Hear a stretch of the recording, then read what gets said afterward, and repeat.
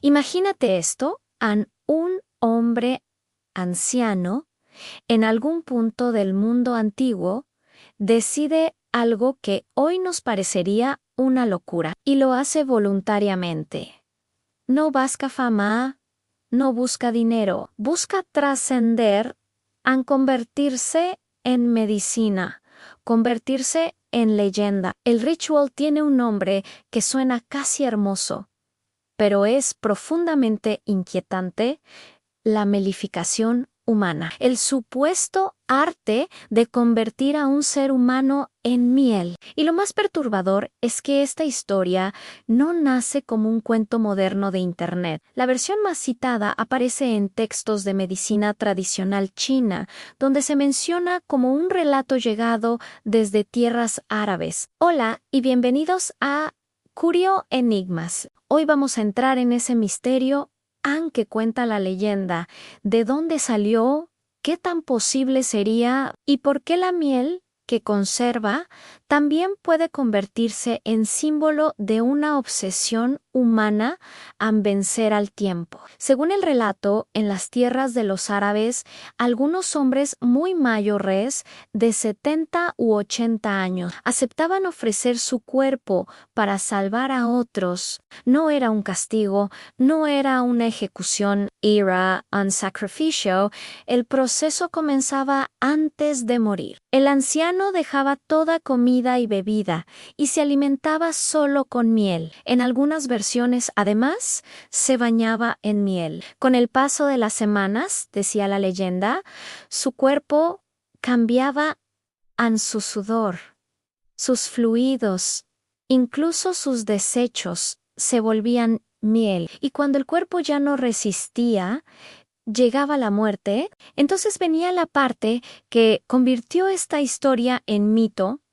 El cadáver era colocado dentro de un ataúd o sarcófago de piedra, completamente lleno de miel, sellado y enterrado. En la tapa quedaba grabada la fecha y aquí entra el número mágico en 100 años. Según el relato, un siglo después abrían el sepulcro y lo que encontraban ya no era un cuerpo como tal, sino una especie de masa espesa y conservada por la miel, una confección, una sustancia que supuestamente se utilizaba como remedio para heridas, fracturas y otros males, y para colmo, era escasa y costosa. En resumen, un voluntario se momificaba en miel desde adentro, moría, se dejaba reposar 100 años en miel, y se transformaba, según la leyenda, en un elixir. Suena a alquimia, suena a horror. Y suena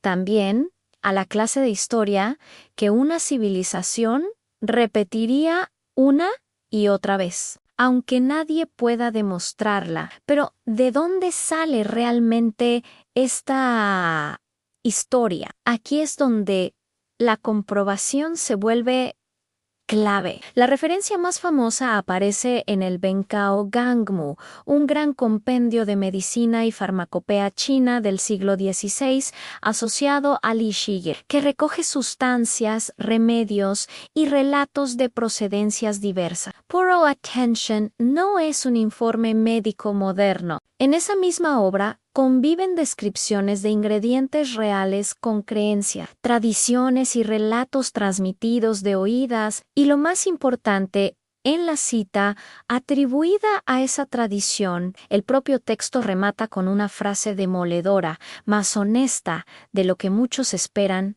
en una leyenda. Básicamente dice, así lo cuenta tal persona, pero yo no sé si esta historia es cierta. La dejo para que los estudiosos la consideren. O sea, en El hombre miel se presenta como relato de segunda mano, no como práctica probada. Además, algunos historiadores de la ciencia han sugerido que el relato pudo mezclarse con otras costumbres asiáticas de preservación de cuerpos en miel.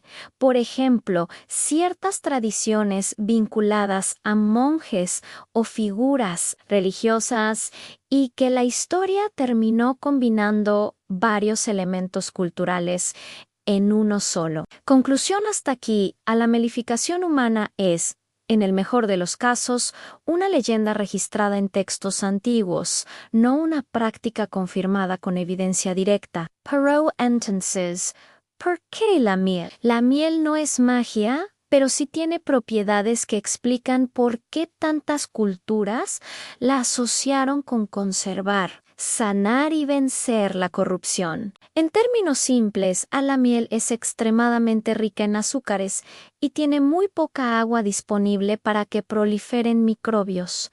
Eso crea un ambiente hostil para muchas bacterias. Además, se mencionan cualidades antisépticas asociadas a componentes como el peróxido de hidrógeno en pequeñas cantidades. Por eso, desde la antigüedad, la miel se usó para heridas y también se le atribuyeron poderes de preservación. Incluso, el historiador Heródoto dijo que los asirios embalsamaban a sus muertos con miel. Y hay un detalle fascinante, un relato periodístico de National Geographic menciona un caso arqueológico en Georgia donde encontraron restos humanos asociados a señales, compatibles con presencia de miel como polen y fragmentos relacionados con abejas, sugiriendo que al menos en algunos contextos la miel pudo usarse en prácticas funerarias. O sea, preservar con miel no es una idea absurda. Tiene lógica en lo que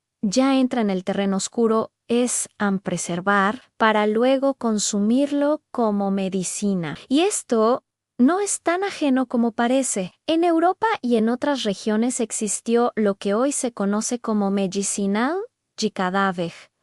Polvos, ungüentos, extractos, incluso el uso de mumia, una sustancia asociada a restos momificados que se comercializó durante mucho tiempo como cura para diversos males. En ese contexto, la leyenda del hombre miel encaja como un producto perfecto para la imaginación premoderna han conservado. Dulce, rarísimo, caro y supuestamente milagroso, porque en el fondo toda sociedad ha tenido su versión del elixir, algo que te devuelva la juventud, que cure lo incurable, que te compre tiempo. Y ahora te pregunto a ti, Ann, si existiera un remedio real para alargar la vida, ¿cuál sería el precio moral que una sociedad estaría dispuesta a pagar? Porque la historia del hombre miel, al final, no trata solo de Arabia,